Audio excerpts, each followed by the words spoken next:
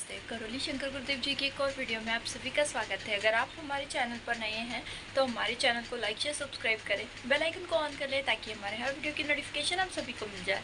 और अगर आपने अभी तक मेरे टैग चैनल और ब्लॉग चैनल को सब्सक्राइब नहीं किया है तो मयूरी बर्थडे ब्लॉग्स टाइप करके मेरे ब्लॉग चैनल को सब्सक्राइब करें। टैग मयूरी बर्थडे टाइप करके मेरे टैग चैनल को भी जरूर सब्सक्राइब करें।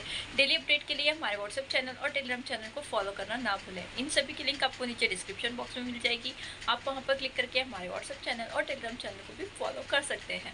जय मां कामाख्या, जय करौली शंकर महादेव जी, जय राधा रमन जी, हर हर। साधना का अर्थ ही है स्वयं को साधना, बैलेंस कर। साधना कोई क्रिया नहीं है, क्रिया का दृष्टा होना, क्रिया का साक्षी साधना है। और जितना हम गहराई से दृष्टा भाव को स्थिर रख पाते हैं उतना हमारा स्तर ऊंचा होता है। साक्षी भाव जो है वो हमारी आत्मा का विषय है।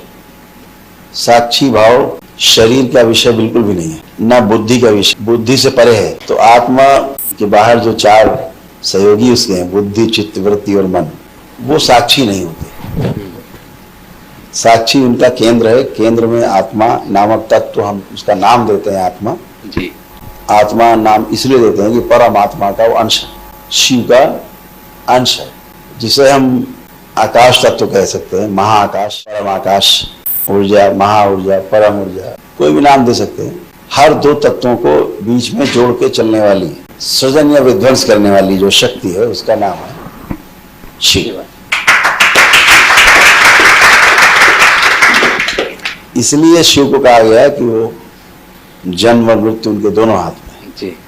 सृजन विध्वंस दोनों उनके हाथ। तो ये जो तत्व है वो एक निश्चित और अच्छी दूरी बना के रखता है। ये निश्चित और अच्छी दूरी चाहे हमारी उंगलियों के पोर की हो, चाहे कलाई की हो, चाहे गर्दन की हो, या हाथ की कोहनी, कोई भी जो ज्वाइंट है पूरी बॉडी में, अंदर जो अंग है उनमें भी अंदर एक दायरा है सबका। एक अंग दूसरे अंग में नहीं मिल सकता, उनके बीच एक निश्चित और अच्छी दूरी बनी हुई है।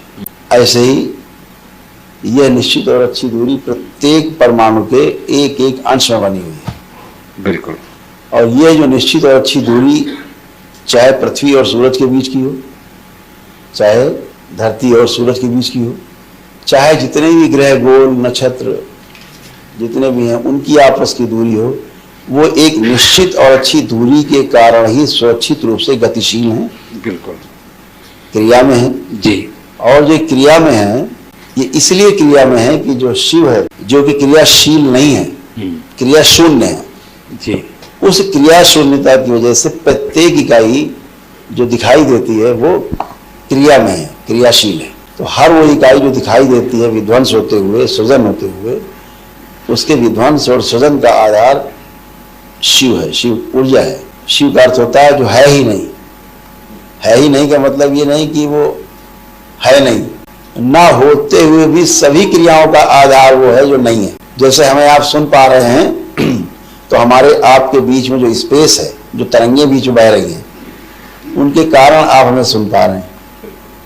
अगर ये स्पेस खत्म कर दिया जाए तो सब एक दूसरे में जुड़ जाएंगे, घुल मिल जाएंगे, लड्डू बन जाएंगे, घुल मिल जाएंगे, लड्डू बन जाएंगे, अस्तित्व नहीं रहेगा। तो हमारे चलने फिरने का आधार यही स्पेस है, हवाई जहाज उड़ने का आधार भी यही स्पेस है, हमारे हाथ पैर हिलाने का आधार, हमारी आंखें पलकें झपकाने का आधार भी यही स्पेस है। और यही स्पेस इन हर दो हड्डियों के बीच में है।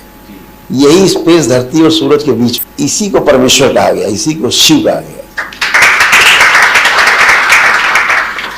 साधारण शब्दों में इसे ईश्वर कहा गया, इसी स्पेस को ईश्वर कहा गया। ईश्वर का ही ये सारी आंखों से दिखता है।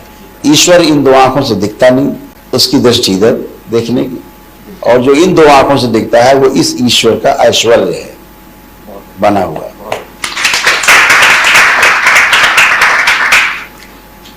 जब ये निश्चित और अच्छी दूरी कम या ज्यादा हो जाती है तो उसे रोग कहते हैं, रोग बनता है। अगर ये हड्डी की दूरी जो है कलाई की ज्यादा हो जाएगी तो दर्द होने लगेगा। घूसा मार के कम हो गई तो दर्द होने लगेगा। तो कम या ज्यादा होना, सूरज का और धरती की जो दूरी है अगर थोड़ी सी कम कर दी जाए धरती नष्ट हो जाएगी। ऐसे ही यही जो बीच का स्पेस है वह एक निश्चित और अच्छी दूरी में अपने को बनाए हुए है प्रकृति।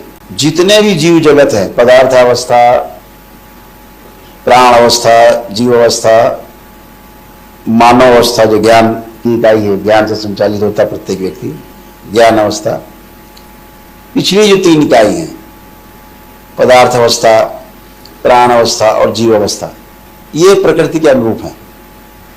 कहीं प्रकृति को नहीं छेड़ते, प्रकृति के अनुसार ही चलते। नदियां अपने हिसाब से बहती हैं, हवाएं अपने हिसाब से चलती हैं, पहाड़ अपने हिसाब से बने हुए हैं, ज्वालामुखी अपने आप फटती है, सब कुछ, सारी बरसात अपने आप होती है, सारा कुछ, समुद्र अपने आप हिलोरे मार रहा है।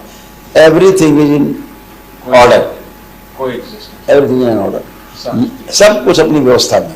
कोई भी एक दूसरे में अवरोध पैदा नहीं करता, सारा को एग्जिस्टेंस है, सब एक दूसरे को सहयोग करते हैं, सारा सह अस्तित्व है। केवल मनुष्य ही एक ऐसी इकाई है जो पूरी सृष्टि की व्यवस्था में अवरोध पैदा करता है। पहाड़ काटने का काम आदमी का, ये कोई पशु पक्षी चिड़िया जानवर नहीं करते।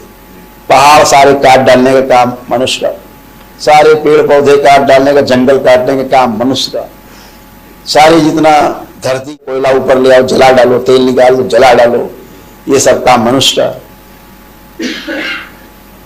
प्रकृति के हर काम में अलंगा लगाना, बाधा पैदा करना, ये काम मनुष्य का। इसलिए इस सृष्टि में जब भी कभी विनाश होगा तो सबसे पहले मरने वाली जो इकाई होगी वो मानव इकाई होगी, मनुष्य सबसे पहले मरेगा। आज का वीडियो आपको कैसा लगा कमेंट बॉक्स में लिखकर जरूर बताइएगा। आगे भी इसी प्रकार की वीडियो देखने के लिए हमारे चैनल को लाइक या सब्सक्राइब करें, बेल आइकन को ऑन कर लें ताकि हमारे हर वीडियो की नोटिफिकेशन आप सभी को मिल जाए। वीडियो को पूरा देखने के लिए धन्यवाद।